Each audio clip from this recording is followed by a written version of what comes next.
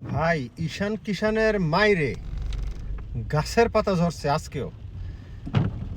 বিশ্বকাপ প্রস্তুতি ম্যাচে ভারত বনাম সাউথ আফ্রিকার ভারতের ব্যাটিংটা শেষ হলো।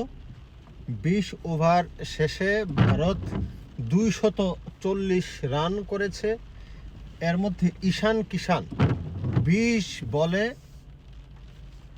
50 রানের যে ইনিংসটা খেললো, তার মধ্যে ছিল 7টা ছক্কা এবং 2টা মাত্র চার। চারের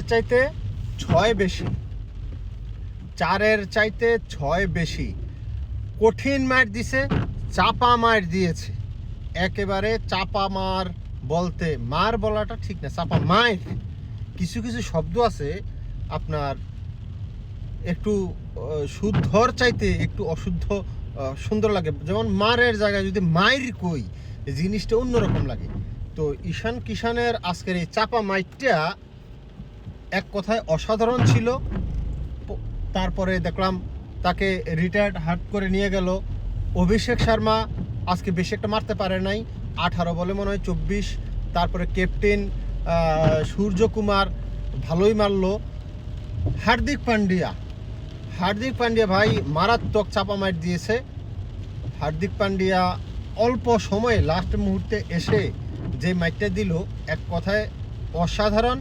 এবং আমি মনে করি যে প্রস্তুতি ম্যাচ বলে সাউথ আফ্রিকা কিন্তু খারাপ বল বা একটু রয়ে শয়ে খেলা সেটা খেলে নাই। সাউথ আফ্রিকা তাদের নিজস্ব যেই খেলাটা সেটাই খেলেছে। তবে মিসফিল্ডিং হয়েছে, কিছু মিসফিল্ডিং খেলারই অংশ, সেটা বলা যায়। তবে সাউথ আফ্রিকা ভালো বল করেছে। বিশেষ করে দেখলাম যে রাবাদা ভালো বল করেছে, চাপা মাইর খাইছে ভাই। মাইর তো মিস নাই। ইন্ডিয়ার সাথে খেলা, কিন্তু আপনি মাইর খাবেন না তা কি আর হয়?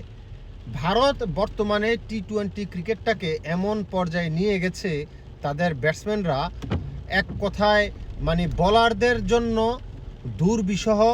বলারদেরকে মানে কথা আছে না, জীবন্ত মানুষকে বাঘের খাঁচায় ঢুকাই দিলে যেই অবস্থা হয়, ভারতের সাথে বলারদের হাতে বল তুলে দেওয়া সেম অবস্থা। আমি কারোর প্রশংসা বেশি করছি না, কিংবা ওই যে বাংলাদেশের কিছু দেখলাম যে কন্টেন্ট ক্রিয়েটর আছে ভিউজ পাওয়ার জন্য উল্টাপাল্টা সুনাম বা উল্টাপাল্টা বদনাম। ভাই, আমি এর পক্ষে নাই, ঠিক আছে? আমি এই দলের লোক না। সুতরাং আমি যেটা বলি, সাদাকে সাদা কালোকে কালোই বলি। ভারতের আজকের মায়ের এটা নতুন কিছু না, এটা আমার কাছে অস্বাভাবিক কিছু না। এটা মায়ের চলবে।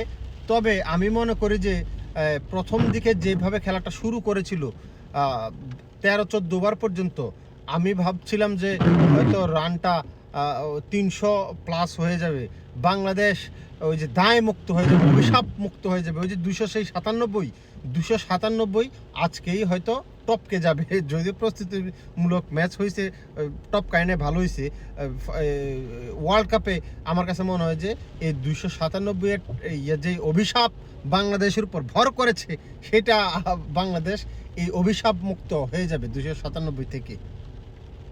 এনিওয়ে, দেখা যাক। প্রস্তুতিমূলক ম্যাচ, তেমন কিছু আর বলতে চাই না। তবে 240 রান টিম ইন্ডিয়া শুরুতে যেভাবে ব্যাট করছিল, আমার কাছে মনে হচ্ছিল যে আরও বেশি করবে, কারণ যেভাবে ছাপা মার দিতেছিল সবাইকে, এক কথায় অসাধারণ। আমি মজা পেয়েছি। বাইরে ছিলাম, তারপরেও আমি আমার গাড়িতে টিভি সেট আছে, এখানে আমি দেখতে পারি।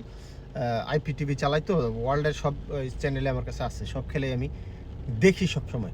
এনিওয়ে, দেখা যাক।